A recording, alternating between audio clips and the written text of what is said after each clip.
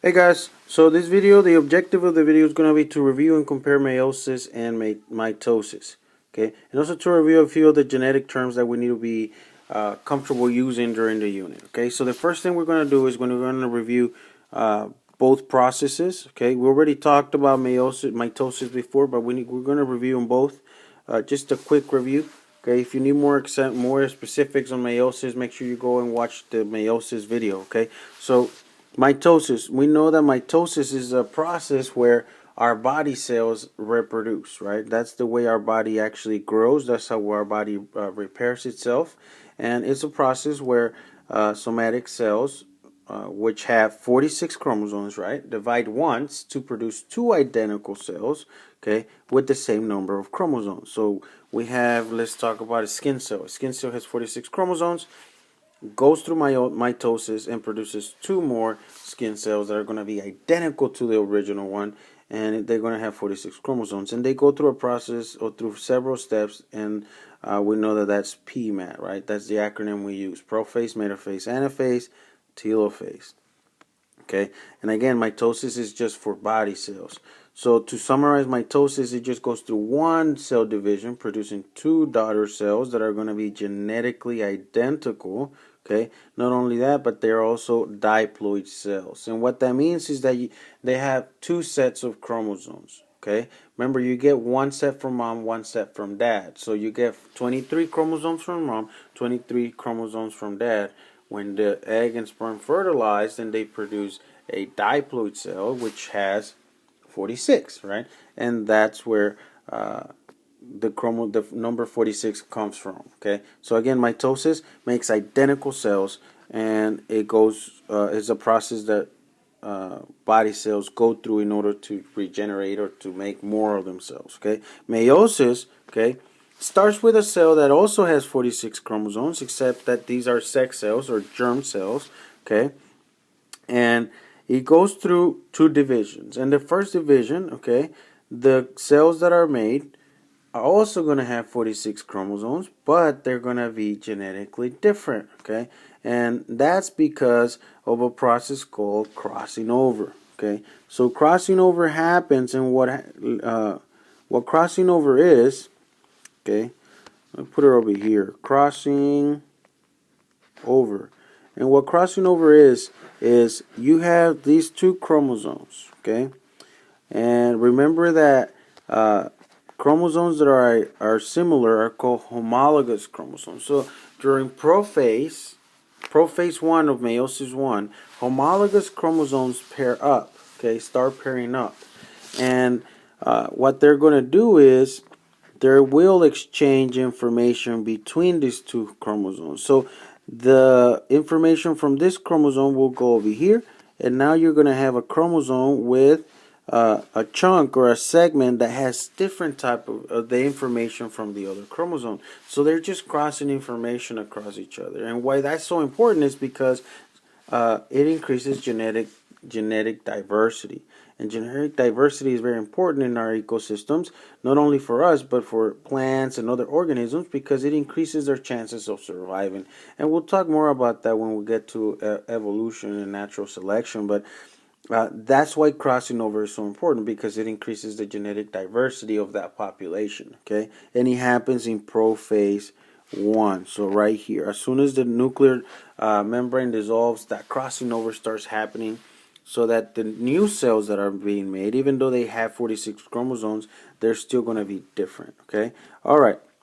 The next step that happens, okay, it's going to be the second division, and the second division goes from the new cells go from 46 chromosomes to 23 chromosomes, okay, and they go through the same stages: prophase 1, prophase, metaphase, anaphase, telophase, except that this now we call them PMAT number 2, because it's a second division, and that's meiosis 2. Okay, so the biggest things when it comes to meiosis is that in prophase, okay, crossing over happens. Okay, prophase 1, not prophase 2. It only happens in prophase 1.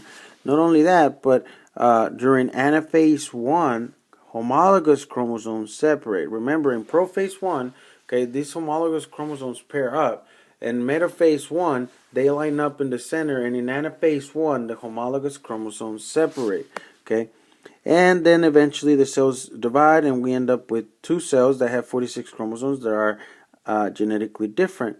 Then the prophase 2 starts, metaphase 2 starts, and in anaphase 2, chromatids, okay, separate to different poles of the cell, okay, and that's when we end up with only 23 chromosomes on each cell. Okay, so those are three big things in meiosis. Okay, crossing over, which happens in prophase 1.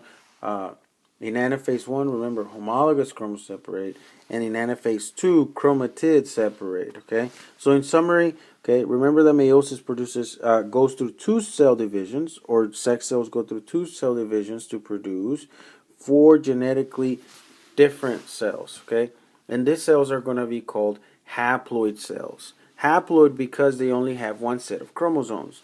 Okay, remember that mitosis produces diploid cells, and what that means is that they have two sets of chromosomes. Sex cells only have one set, so that when they produce more eggs or more sperm, right, the egg and the sperm can each bring 23 chromosomes to the party, and then a cell with 46 chromosomes can be produced. Okay, so that's a quick review of mitosis and meiosis. Okay, and now we gotta compare the two, and we have a chart that we can use to compare them real quick. Okay, and we'll go through it real fast. And we know the types of cells that go through each division already. We just talked about it. Mitosis. Somatic cells go through mitosis. Gametes go through meiosis. Gametes are just another word or another term to refer to sex cells. Okay, and then the purpose of mitosis is to produce more body cells. The purpose of meiosis is to produce more sex cells. Mitosis goes through one division. Meiosis goes through two. Okay, mitosis produces two daughter cells that have 46 chromosomes each. Meiosis produces four daughter cells that have 23 chromosomes each. Okay, in mitosis, we know that the cells are not identical. Okay, they are. Mitosis produces identical cells.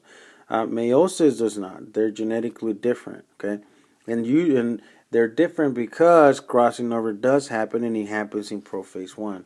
Mitosis does not go through crossing over, so they're going to be identical. Okay. Sister chromatids do separate during mitosis, but it happens during anaphase. Remember, in mitosis we just refer to the phases as anaphase, prophase, metaphase. We don't have to number them because there's only one division. In meiosis, chromatids separate during anaphase 2, which happens in meiosis 2. Okay, so this chart is just a easy way to just kind of review what they are and the differences between the two processes. Okay, all right. So let's go through some terms. Let's define some of the genetic terms that we need to be familiar with. And the first three are going to be gene, alleles, and traits. Genes are just segments of DNA that determine our traits. Okay, and traits, like we've been talking about during class, okay, are just physical characteristics, and the definition is down here. Okay. And those physical characteristics can also be referred to as the phenotype of an organism. We'll define that word in a few minutes, but that's all it is, okay?